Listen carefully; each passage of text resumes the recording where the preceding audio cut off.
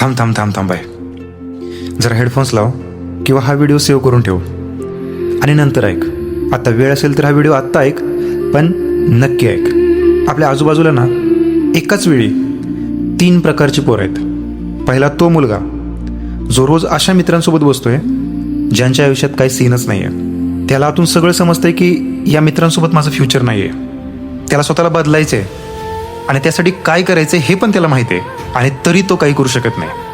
आतून पार गोंधळलेला आहे. दुसरा असा मुलगा जो स्वतःच्या हाताने स्वतःचं आयुष्य वाया घालवतोय, घरच्यांना आईबापांना खुलेआम येड्यात काढतोय. त्याला आतून एवढं तर माहिती आहे की तो जे करतोय ते चुकीचं आहे, पण तरी तो तीच चूक रोज करतोय.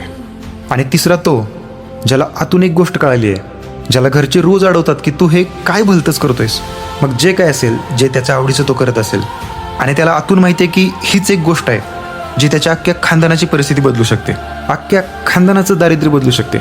आणि तो कोणाचंच ऐकत नाही, कोणाच्या सांगण्यावरून तो थांबत नाही.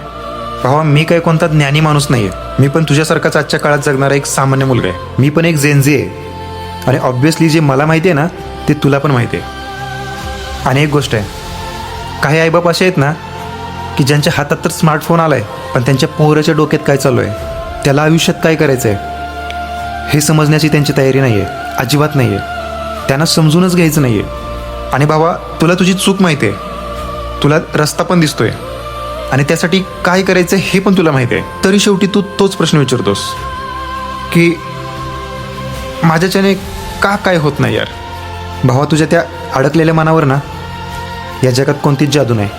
शेवटी एकच रस्ता आहे बघ. माइंडमधला जो विचार आहे ना तो पक्का कर, आणि तुझं विजन क्लिअर कर.